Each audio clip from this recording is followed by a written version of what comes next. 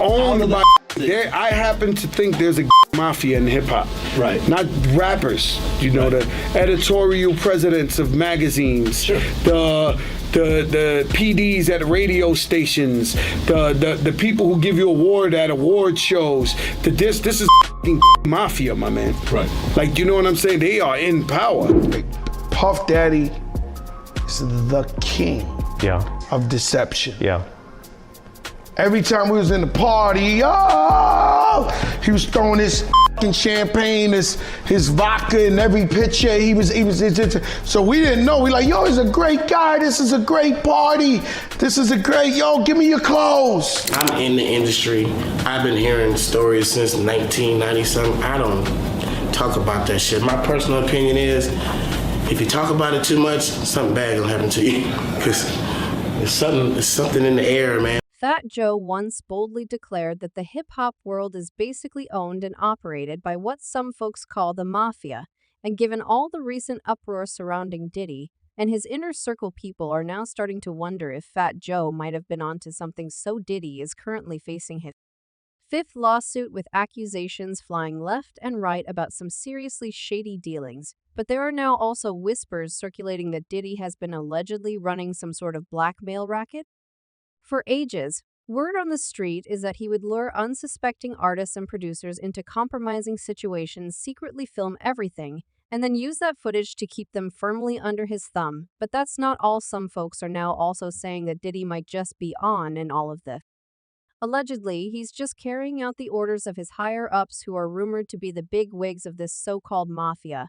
It's like a plot straight out of a Hollywood thriller, and a lot of people are dismissed, seeing this whole mafia thing as a conspiracy theory, and some are even saying it's offensive to suggest that people operate like a mafia. However, we all know truth can be stranger than fiction, sometimes especially when it comes to Hollywood and the entertainment business. So is there any evidence for Fat Joe's claims about the rumored gay mafia running hip-hop, and how exactly does this tie in with the Diddy situation?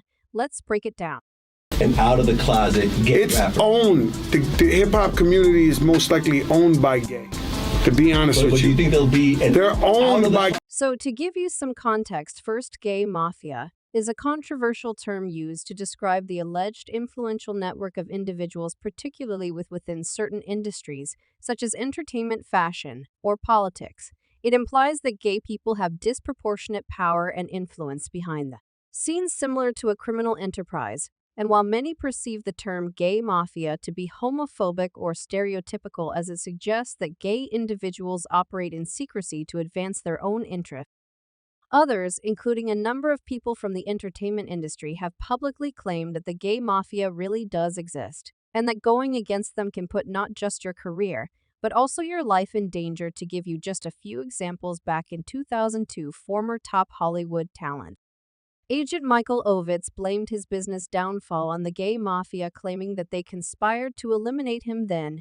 In 2014, comedian Adam Carolla made waves when he claimed that the gay mafia is real and that you can't make it in Hollywood unless you can work with them. When asked if he has a problem working with gay people, Adam said, "I don't have a problem with it. They've just turned into a mafia and demanding everyone apologize for every joke and retracted every statement. It's turned into something that's bigger than it is." That same year, comedian and commentator Bill Maher also publicly claimed that the gay mafia is real and said that if you cross them, you'll get whacked.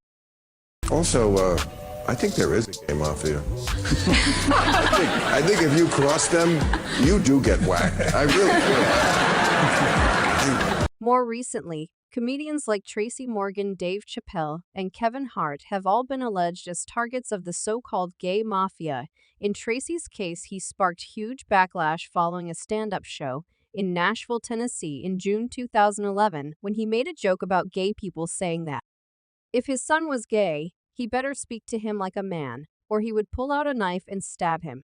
According to audience reports, several people walked out after Morgan said homosexuality was a choice because God doesn't make mistakes. Morgan also riffed that if his son ever told him he was gay, he would stab him to death. The 30 Rock star has been through this before. When audience members walked out of a 2009 Carnegie Hall show, he replied, quote, "You want the clean, Tracy? Turn on the Now, Tracy immediately apologized for the joke and admitted that he had gone too far. Tracy released a statement saying, "I want to apologize to my fans and the gay and lesbian community for my choice of words at my recent stand-up act in Nashville. I'm not a hateful person and don't condone any kind of violence against others. While I am an equal opportunity jokester, and my friends know what is in my heart, even in a comedy club, this clearly went too far and was not funny in any context, however that was then enough, and Tracy was reportedly pressured to do an apology tour and practically beg for forgiveness. Besides apologizing to the community, he also had to publicly apologize to Kevin Rogers, an audience member who leaked the story about Tracy making that joke in Nashville.